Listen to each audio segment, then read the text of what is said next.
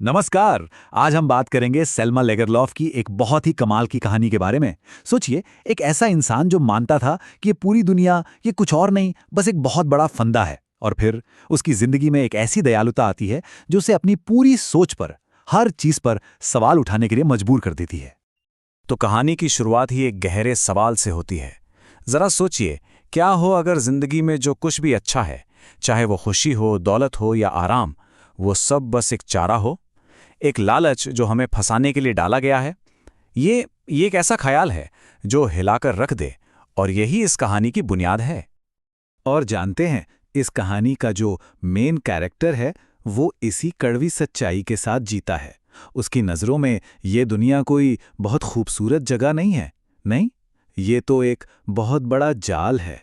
और ये सिर्फ एक फ़लसफ़ा नहीं है, मतलब ये तो वो चश्मा है जिसे पहनकर वो अपनी ज़िंदगी के हर एक पल को, हर एक इंसान को देखता है। तो आखिर ये आदमी है कौन? खैर, ये एक बहुत ही गरीब फेरी वाला है। तार से बनी चूहेदानियां बेचकर जैसे तैसे अपना गुजारा करता है। और आयरनी देखिए, मतलब विडंबना तो देखिए कि जो चीज वो बेचता है वही चीज उसकी नजर में पूरी दुनिया की हकीकत है। एक बहुत बड़ी चूहेदानी। तो ये चूहेदानी का फलसफा, ये है क्या असल में? देखिए, ये सोच बहुत सीधी साधी है, पर उतनी ही परेशान करने वाली भी। इसका मतलब है कि ये दुनिया ये हमें लुभाने के लिए, ललचाने के लिए बड़ी खूबसूरत चीजें सामने रखती है। और जिस पल किसी ने उस चारे को छुआ, बस फंदा कस जाता है, खेल खत्म। और ये चारा है क्या? अरे कुछ भी हो सकता है। पैसा, खुशी, सिर छुपाने के लिए एक छत, पेट भरने के लिए खाना, यहाँ तक कि सर्दी में थोड़ी सी गर्मी और कपड़े भी। ये सब कुछ बिल्कुल वैसे ही है जैसे चूहे को फंसाने के लिए पनीर का एक टुकड़ा रख दिया जाता है। लेकिन हर कहानी में एक मोड़ आता है ना? यहां भी आता है तब जब इस फेरी वाले की कड़वाहट का सामना होता है एक ऐसी दयालुता से जिसकी उसने कभी उम्मीद ही नहीं की थी। एक शाम भटकते भटकते उसे एक बूढ़ा किसान मिलता है जो उसे अपने घर में पनाह दे देता है। वो किसान भी बेचारा अकेला था, बस किसी से दो बातें करने के लिए तरस रहा था। अब बातों बातों में वो बूढ़ा किसान बड़े गर्व से हमारे फेरी वाले को अपनी मेहनत की कमाई दिखाता है, 30 क्रोनर। और ठीक उसी पल फेरी वाले की आंखों के सामने वो नोट सिर्फ नोट नहीं रह जाते, वो बन जाते हैं एक असली चमकता हुआ चारा। और बस कहानी एक बहुत ही अहम मोड़ पर आ जाती है।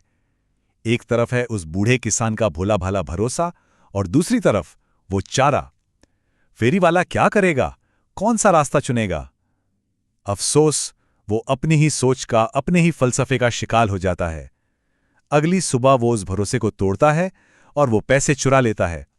तो अब चोरी के पैसे उसकी जेब में हैं। पकड़े जाने के डर से वो मेन रोड तो छोड़ देता है और एक जंगल के रास्ते निकल पड़ता है। पर वो जंगल, वो उसकी आज़ादी का रास्ता नहीं बनता, बल्कि एक और जाल साबित होता है। बहुत जल्द उसे एहसास हो जाता है कि वो तो भटक गया है, बस उसी जंगल में गोल गोल घूमे जा रहा है। और तभी बिल्कुल थका हारा जमीन पर गिरा हुआ उसे एक भयानक सच का एहसास होता है। उसकी जो सोच थी ना कि दुनिया एक चूहेदानी है, वो गलत नहीं थी। बस फर्क इतना था कि इस बार चूहा वो खुद था और ये जंगल यही उसका जाल बन चुका था।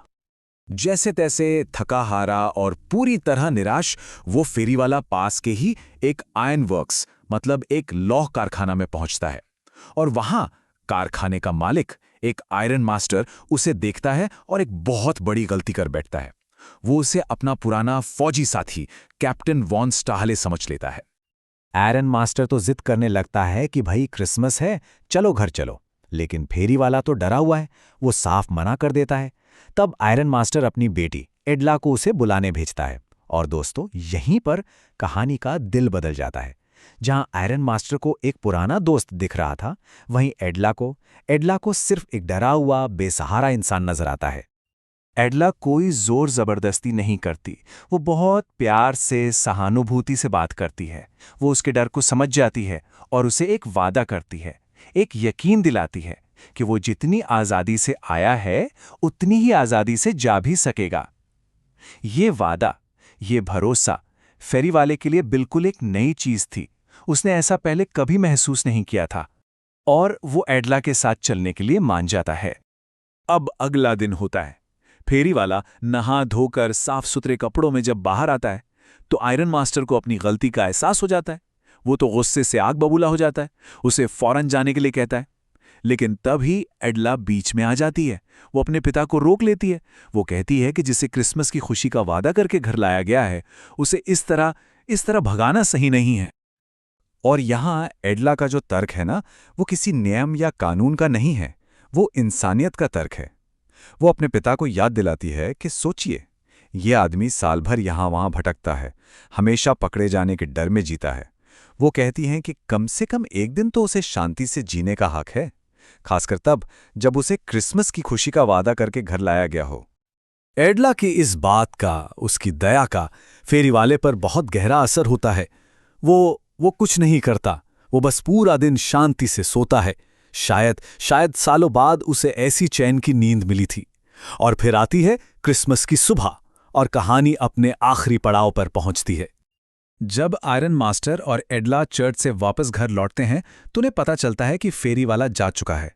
उन्हें तो यही लगता है कि जरूर कुछ ना कुछ चुरा कर भागा होगा, लेकिन उनका नौकर बताता है कि वो कुछ लेकर नहीं बल्कि कुछ छोड़ कर गया है। एडला के लिए एक छोटा सा पैकेट, और जब एडला उसे खोलती है तो उसके अंदर से निकलती है एक छोटी सी चूहेदानी। और उस चूहेदानी के अंदर वही 30 क्रोनर रखे हुए थे। साथ में एक चिट्ठी भी थी।